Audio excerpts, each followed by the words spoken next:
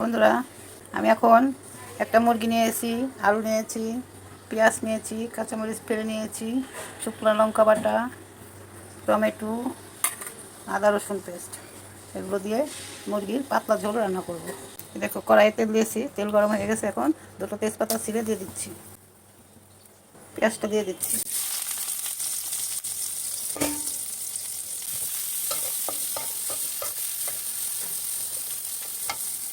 পেঁয়াজগুলো তাড়াতাড়ি ভাজা হওয়ার জন্য লবণ দিয়ে দিচ্ছি।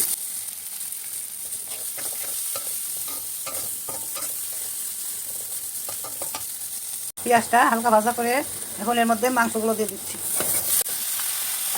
মাংসটা পেঁয়াজের সঙ্গে একটু ভেজে নেব। পেঁয়াজের সঙ্গে মাংসটাকে ভেজে নেব। কাঁচামরিচ দিয়ে দিয়েছি, আলুগুলো দিয়ে দেবো। আলুগুলো ঠিক জলতে দেরি হয়তো ভেজে নেব। মাংসগুলো পেঁয়াজের সঙ্গে একটু ভাজা ভাজা করি মাংসের সঙ্গে। আরও কিছুটা লবণ দিয়ে দিচ্ছি মাংসের ভিতরে, আরও ভিতরে লবণটা দিয়ে দিচ্ছি।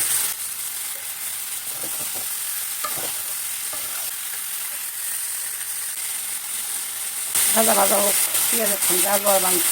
পেঁয়াজের সঙ্গে আলু আর মাংস ভাজা ভাজা হয়ে গেছে। এখন হলুদের গুঁড়া দিয়ে দিচ্ছি, মরিচ বাটা দিয়ে দিচ্ছি, রসুন বাটা দিয়ে দিচ্ছি, আদা বাটা দিয়ে দিচ্ছি।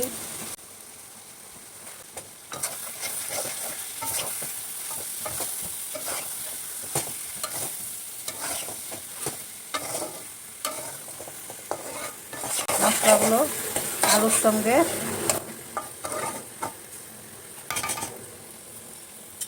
এখন টমেটো কুচি দিয়ে দিচ্ছি,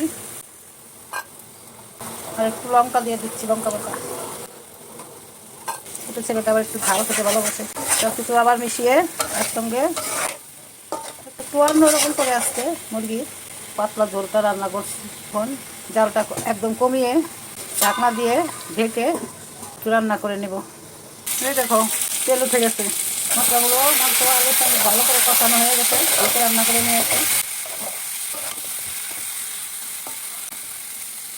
এখন জল দিয়ে দিচ্ছি।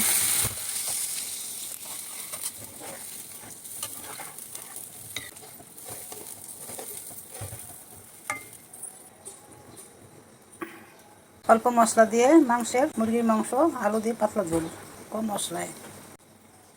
দিদি ভাই, দাদা ভাই, এই দেখো হয়ে গেছে আমার মুরগির পাতলা ঝোল। একটু জিরা গুঁড়ো দিয়ে দিচ্ছি নামানোর আগে, আর একটু গরম মশলা গুঁড়ো দিয়ে দিচ্ছি। জিরা গরম মশলা দিয়ে দিয়েছি। আলু দিয়ে টমেটো দিয়ে মুরগির কম মশলায় পাতলা ঝোল। দেখো, দেখে খেতে ইচ্ছে করছে। গরম গরম ভাতের সঙ্গে গরম গরম মুরগির পাতলা ঝোল। তোমরা এইভাবে খেয়ে দেখবে, রান্নাঘর দেখে রান্না করে খাবে, দেখবে খুব টেস্টি লাগবে।